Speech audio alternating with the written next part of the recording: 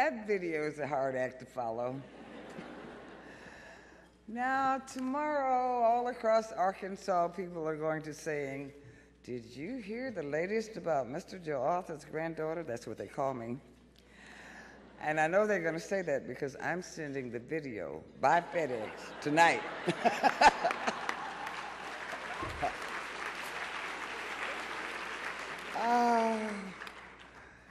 Thank you. I've been smiling for about a month or two now. They also are going to mention Miss Madeline. That's my mother.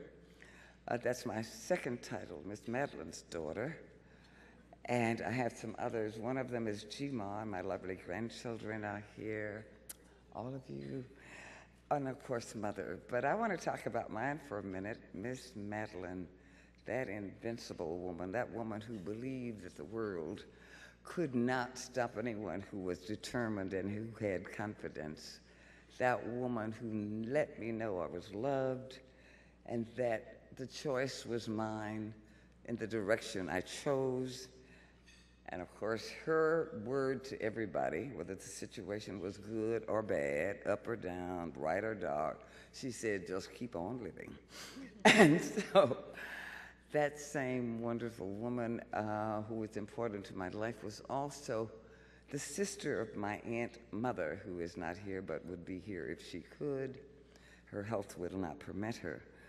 And so those two women probably are the reasons I am here, along with all the other people who made me, and many of them are in this room. I hope to get to them if I don't get too excited and forget. Miss Madeline was alive when I was going to court and hearing people say, "Have a seat, wait for your lawyer." And of course, I was it. She was not here to hear around when they first said, "Good morning, Judge," but she was and is. And so she's here today as I receive this outstanding award from this wonderful commission that in 1987 said there ought to be some way that we contribute to our profession and support and grow other women to follow us. And so I thank them all. Borrowing from one of my brothers, I'll say, protocol having been established, I won't go through all of the thank yous, just say amen to all of them. Add a special note, and of course I was told don't name anybody, so then that means that I am not going to name Laurel and Paulette and Rachel and Sharon and Miss Lamb and Sharon and some other people, because I don't want to make anyone mad, and including Mary I see over there. I'm not naming any of these people. I'm also not going to name my first partner and mentor. Well, he was a mentor, then a partner in law. And I'll just tell you that there was a time when, at least around the office in our circle of friends, the saying was, in a jam called Eddie and Sam and Arnette for backup, Eddie Jensen is here. We have such wonderful history together. Our kids grew up together. And of course, speaking of kids, there's one person once was going to the Eiffel Tower, well, not the Eiffel Tower, the Statue of Liberty for the first time. And I was told that after the elevator stops, you have to walk up the stairs. And I had on high heels and my last pair of nylons, and I said, not me. Well, in the elevator, a small voice says, "Mom, you can do it."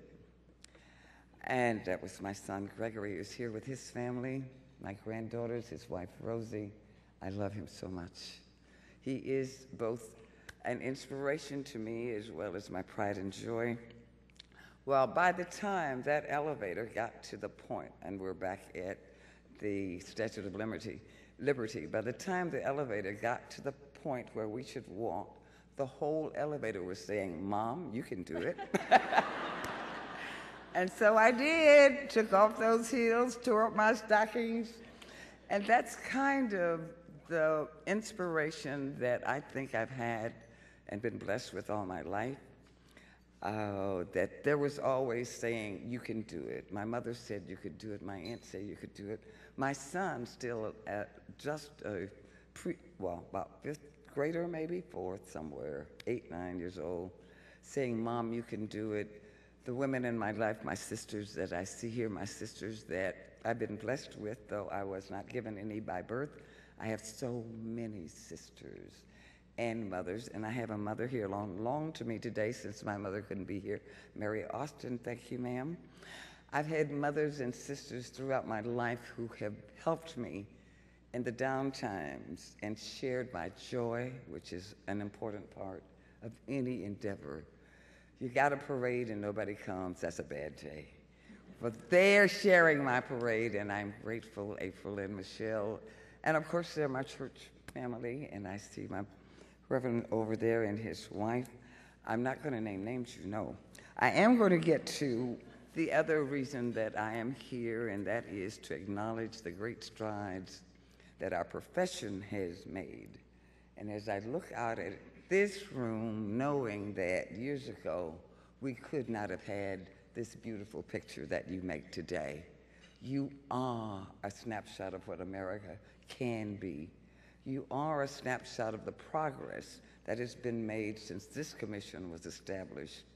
You are a snapshot of what we hope for, and that is women and men and children and colors and religions together in a place with a common purpose. And this commission is helping to get us there, and I thank you. I thank you, our chair, Barbara Liebman. I thank all the women who have made this today. I thank Eileen and Laurel and, oh, I see Justice Johnson. I see so many people who are important, not only to our coming together today, but where we're going.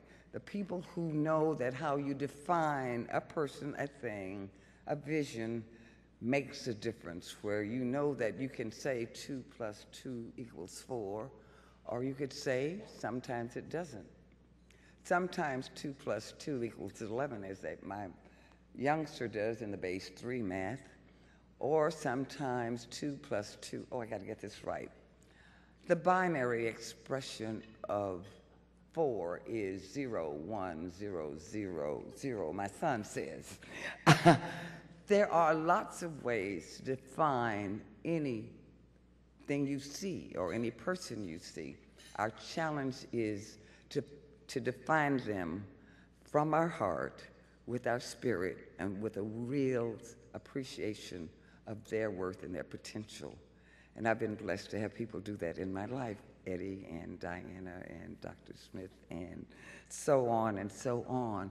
The definition of me by others is why I'm here today. Their definition helped me grow, believe in the impossible, and make it possible.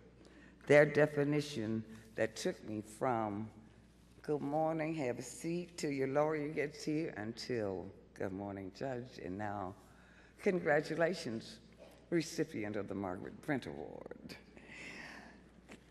This is that same,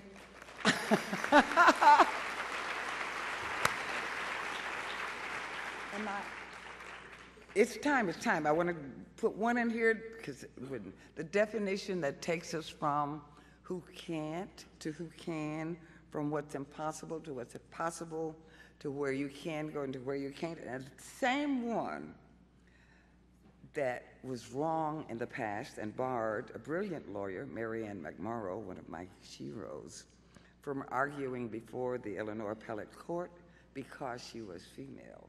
And you know, this recipient of this award went on to be Justice of the Supreme Court of Illinois and Chief Justice. So I close with thanking you for the beautiful picture that you are, the snapshot of change, of hope, and for the America that not only is ideal, but will be in the America that already is wonderful. I thank you.